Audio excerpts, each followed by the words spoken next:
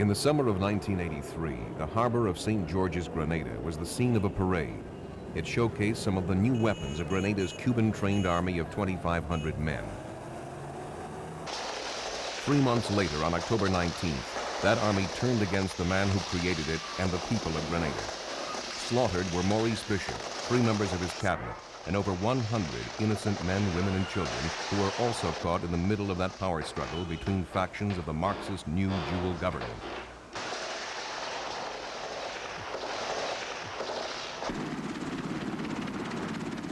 Only after the October 25th rescue mission, as Grenadians called the Caribbean and U.S. peacekeeping forces intervention, did peace and security return to the island.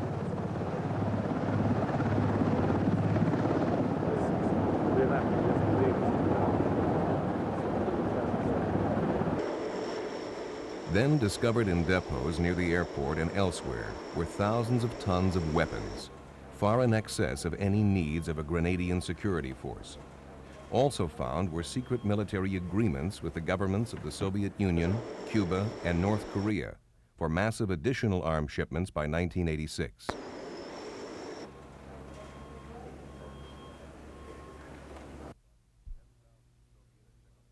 $10,000 Soviet and Czechoslovakian assault rifles, 4,500 machine guns, 11 million rounds of ammunition, 294 portable rocket launchers, 16,000 rockets, 84 mortars, 12 cannons, 60 anti-aircraft guns, 15,000 hand grenades, 7,000 landmines, 30 anti-tank guns with 10,000 rounds of ammunition, 60 armored personnel carriers, 156 radio stations, 20,000 uniforms, and tents for 5,000 military personnel.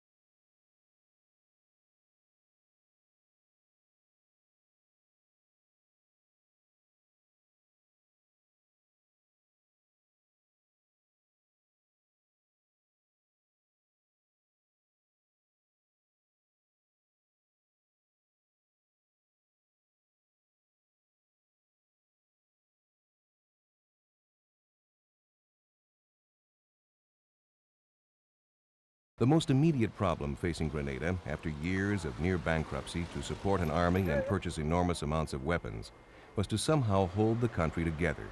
The infrastructure had collapsed, and with the army disbanded, unemployment was very high. The only person with any constitutional authority after the massacre last October was Governor General Sir Paul Scoon.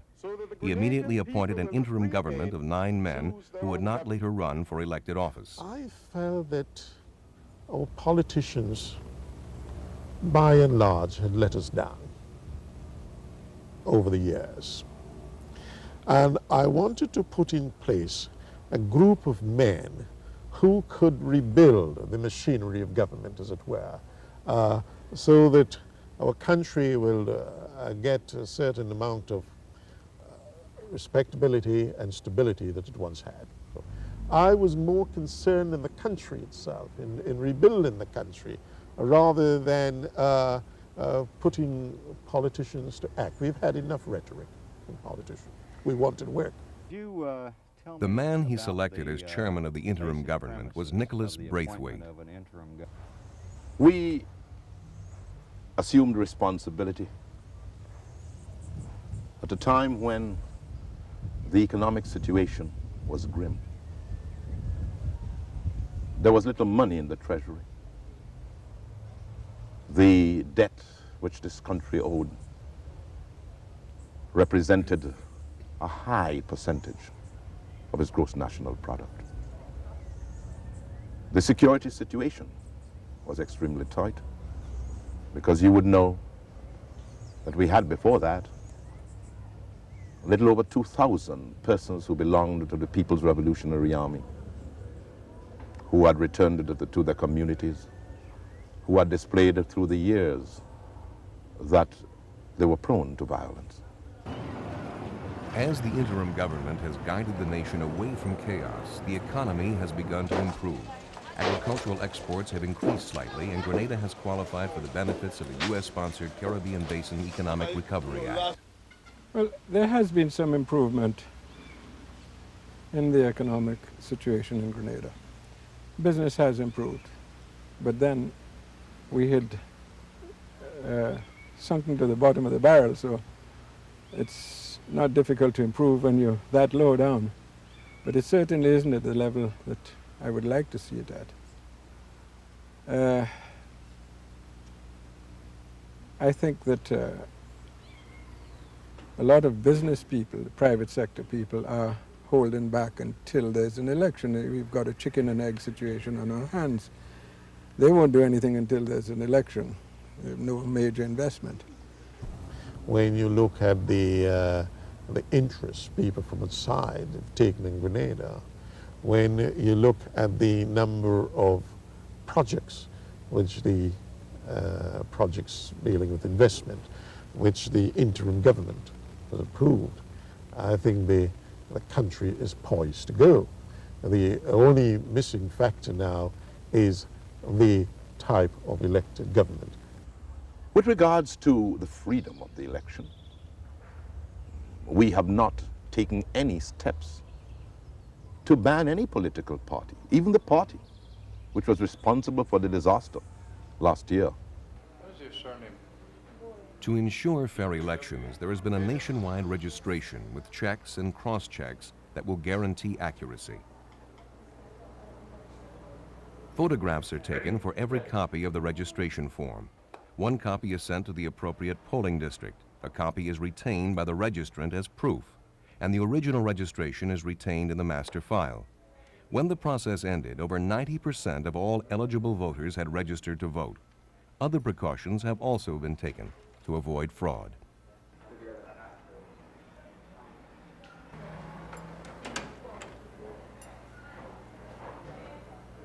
To add fingerprinting, we decided to stain the fingers of the voter. Once he's voted, he could get a mauve stain on his finger, and that would take about a fortnight to be erased. So once he comes back, if he wants to try it on, he wouldn't be able to, because we look at his forefinger and realize that he has voted already. It is now left to them to make their choice. And I feel strongly that they would lay down their own criteria for electing these people. After all, we must credit the Grenadian people with a great deal of common sense, and they've gained a tremendous amount of experience over the last few years, and particularly from the events of last October. First of all, we believe that we came out of this mess only by the hand of God. We believe that God answers prayers, and Grenadians prayed more than any other time in their lives in October, between the 19th of October and the time the intervention forces arrived. So we have set ourselves to select people who, one, must believe in God, two, must give the commitment to serve Grenada's interests above all else, and three, that they will be servants of the people and not their masters. With that kind of team, we're going to put the country together. The country needs healing. This might be our last chance to work democracy in this country. We've been stumbling over the democratic process for the last 30 decades or so, or 30 years or so. And we have, by a process of elimination and substitution, satisfied ourselves that democracy is the best way forward. But if we fail this time to elect a government which is at once moderate and capable of managing the economy, delivering jobs, looking after housing, health, education, the roads, the public utilities generally. In other words, if we settle for extremism, either of the right or of the left, either one will produce the other. We don't have any vengeance to take, no vendettas to settle. We do not have any bitterness piled up in our hearts. And really we're looking forward to the future to create some political stability, internal peace, and the re-establishment of the sound and democratic ideals. And I believe when the time comes, they would exercise their vote in an intelligent manner so that the country would prosper. They would reject politicians based on performance which was not healthy in the past.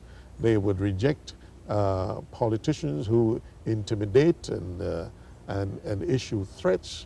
And they would want the kind of government that they feel would administer the country properly, because I think we've had enough, more than enough, in fact, we've had more than enough rhetoric in government.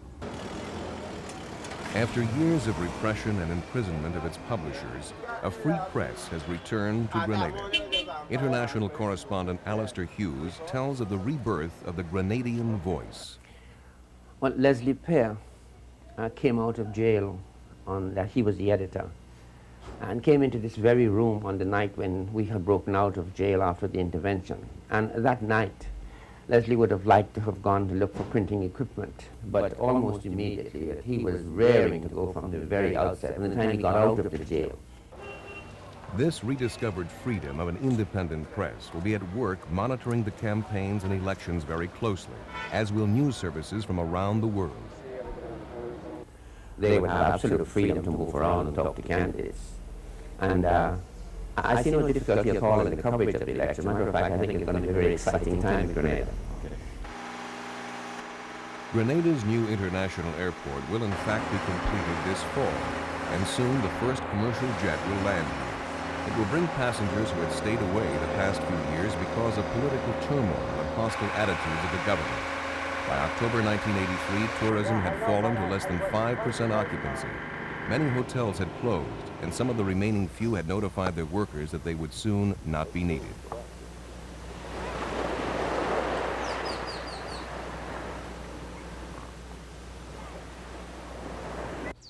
I think this is something we've been, hoping to see materialize, at least in my whole lifetime. And we are very happy to see that a completion date has been set, which is October 25th. And we are going to be serviced with BWIA, which is the biggest regional carrier. The airport's 10,000-foot runway is almost twice the size needed for today's largest passenger planes, which will land here in the not-too-distant future. But at the most, Grenadians hope for just a few of these passengers, because their limited facilities cannot handle large numbers of visitors like other Caribbean islands. They must control their growth. On top of that, I think we are very conscious of developing tourism within our environs.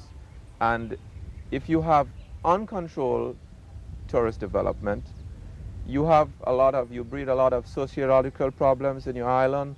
And we want tourists, when they come to Grenada, to feel and to be referred to by their name, not by their room number.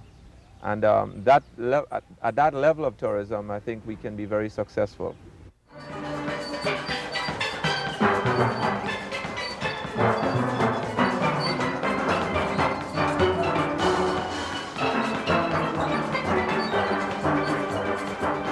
To rebuild a nation from chaos and the dictatorship of the gun will not be easy for Grenada.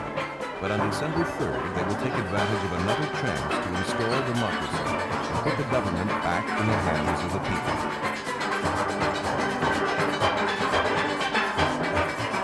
As Governor General Scoon has said, they have gained a tremendous amount of experience over the last few years.